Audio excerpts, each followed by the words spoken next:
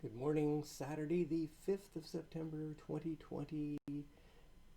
Pastor Ron Jetter, Immanuel Lutheran Church, Grandview, Washington. Another hot one today, a hot Labor Day weekend. Although Labor Day itself, a couple of days from now, is supposed to drop a little bit and then drop into the mid-80s and get more seasonable. This 100 and pushing 100, as it's supposed to again today, is just too hot for me. But then again, I'm not out camping, not out boating, not out near water. I'm here at home, and so are you, or you probably wouldn't be watching this. So no plans for the weekend? Yeah, we may barbecue some burgers, or I don't know, I thought about making some potato salad maybe for tomorrow. Sunday afternoon's a nice time to at least be outside, although if it's still 98, maybe not. Maybe we'll be inside enjoying air conditioning. Thank goodness for it. How did Jacob and his family survive in a desert without air conditioning? Well, they were born to it, and that was the only life they knew. If we didn't know air conditioning, we wouldn't be so spoiled, wouldn't be so dependent on it. Remember back when we were kids, my dad would say, yeah, I bought a new car. It's got 480 air conditioning. Roll down all four windows and drive at 80 miles an hour. That was air conditioning. Then we got spoiled. Automatic door locks, automatic windows, air conditioning, fancy stereo system, seats that move up, down, sideways, and steering wheels that tilt, and there we go. Now we can't live without them. Back 4,000 years ago, they did just fine.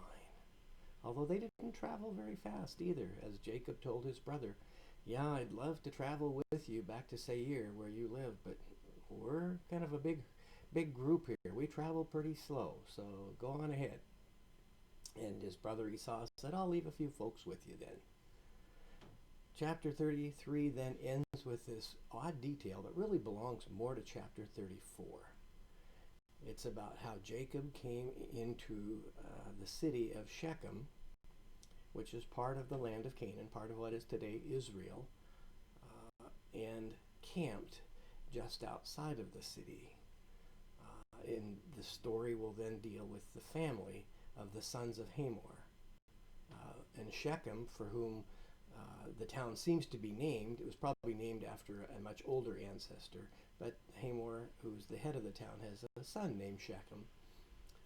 And so in verse 19 of chapter 33, we have this detail where Jacob then buys a piece of land on which he had pitched his tent for 100 pieces of money, and it doesn't say what kind of money. The word is kesita, but we don't know how much that is. So, and he put an altar on there, and the altar, El Elohe Israel, that is the God of Israel. El again, El or Elohim, the God of, and then Israel, the God who is my God. Hear, O Israel, the Lord thy God, the Lord is one. Those words are known as the Shema, and Israelites to this day, if they're worshiping, will say those words every morning, the morning Shema, and sometimes in the evening as well. But the meat of the chapter really comes chapter 34, and the question before us is, what is honor, and how do you revenge the taking of honor? Remember, there's 11 boys, and it said in the last chapter, the 11 sons, and didn't mention the daughter. Well, now, this is Dinah's story. Dinah, the daughter of Leah, the first of the wives of Jacob. Verse 34, chapter 1, or chapter 34, verse 1. Now Dinah, the daughter of Leah, whom she had borne to Jacob, went out to visit the women of the region. When Shechem, son of Hamor the Hivite, prince of the region, saw her, he seized her and lay with her by force. And his soul was drawn to Dinah, daughter of Jacob, and he loved the girl and spoke tenderly to her. So Shechem spoke to his father Hamor, saying, Get me this girl to be my wife. Strange dating practice to rape and then say, you want to get married?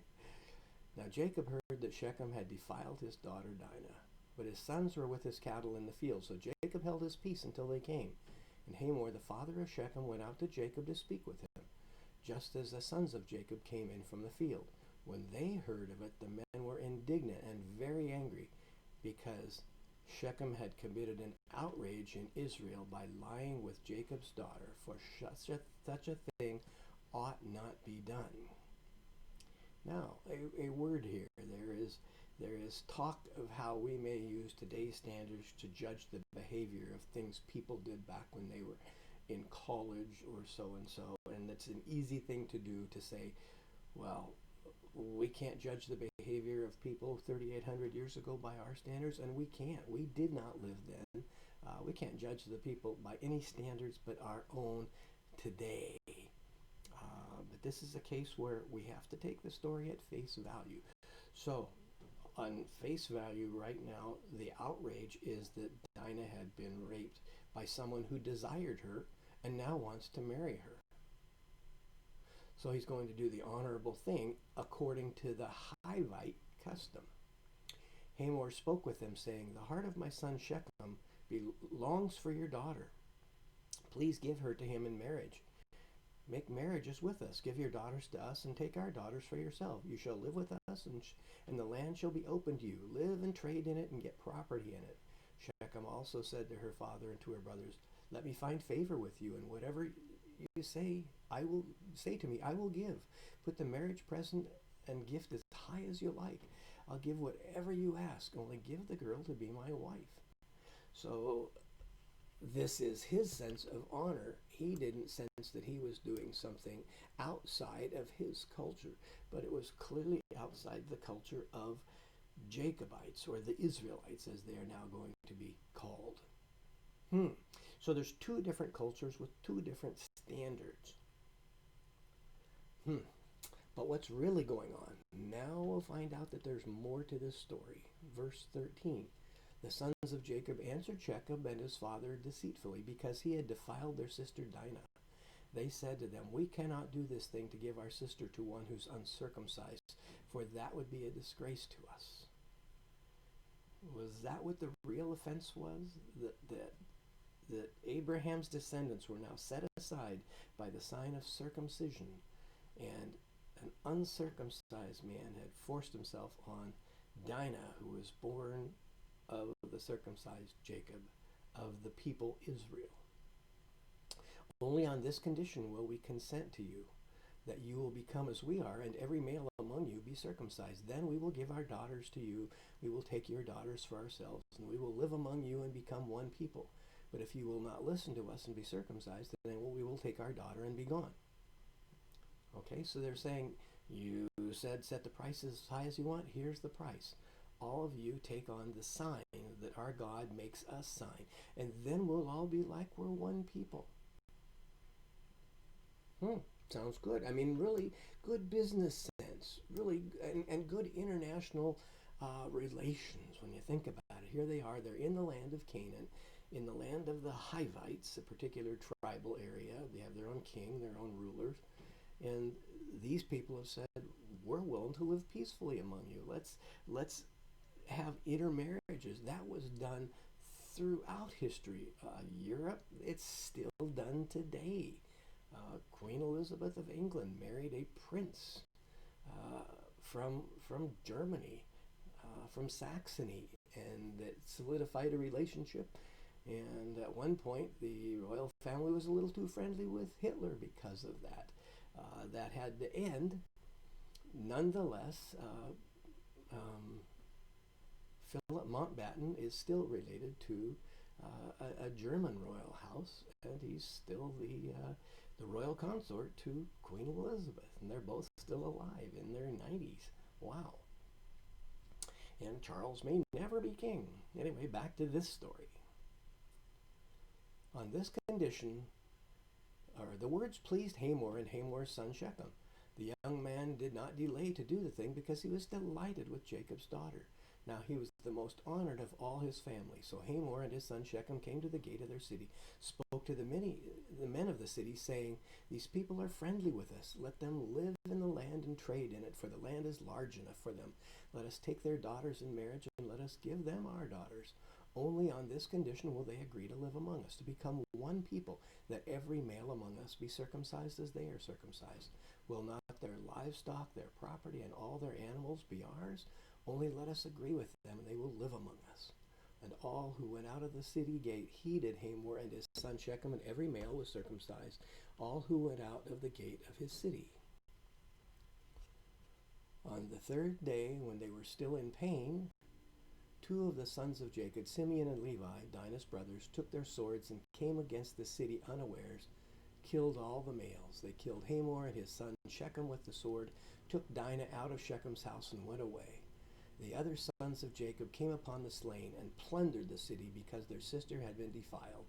They took their flocks, their herds, their donkeys, whatever was in the city and the field, all the wealth, all the little ones and their wives, all that was in the house, they captured and made their prey. Jacob said to Simeon and Levi, "You have brought trouble on me by making me odious to the inhabitants of the land, the Canaanites and the Perizzites. My numbers are few. If they gather themselves against me and attack me, I shall be destroyed, both I and my household." But they said, "Why should our sister be treated like a whore?" Wow.